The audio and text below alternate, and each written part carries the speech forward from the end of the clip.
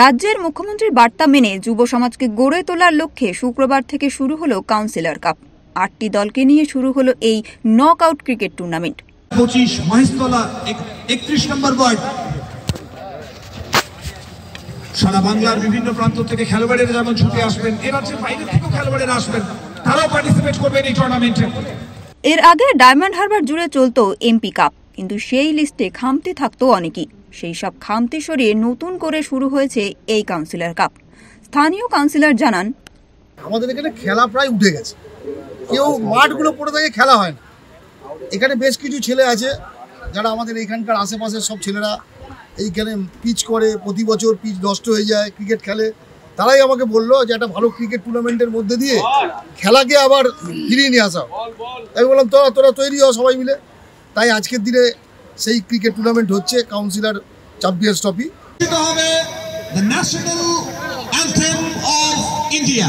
আগামী বছরগুলিতে আরও বড় করে হবে এই টুর্নামেন্ট, এমনটাই জানালেন স্থানীয় কাউন্সিলর।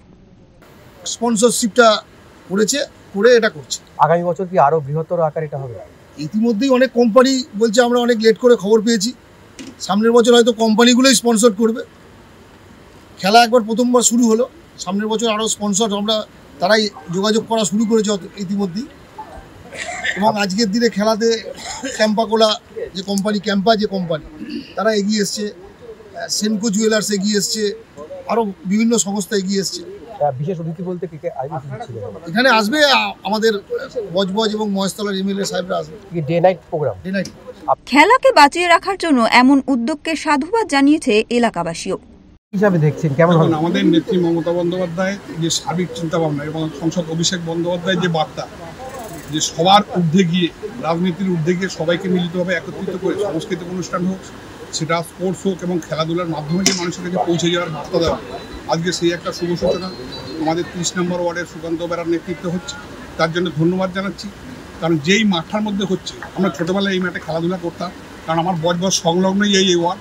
তাই আমরা সবাই একত্রিতভাবে যাতে এই অনুষ্ঠানটা সুন্দরভাবে হয়, সার্বিক চিন্তাভাবনা নিয়ে যাতে এই অনুষ্ঠানটা সুন্দরভাবে শেষও হয় এবং সবাই আনন্দিত পায় এবং এই বার্তা চারিদিকে ছড়িয়ে পড়ুক, যাতে সামনের বছর আরও ভালো ভালো টিম এখানে এসে উপস্থিত হয়। তার জন্য আমরা বার্তা দিচ্ছি। আলোর আতশবাজি এই মুহূর্তে সারা মাঠকে যেভাবে রঙিন করে তুলেছে, আমরা বলছিলাম এই প্রথমবার, তবে আয়োজনে কোনো খামতি নেই। বজবজ থেকে সঞ্জয় মাঝির রিপোর্ট, ওঙ্কার বাংলা।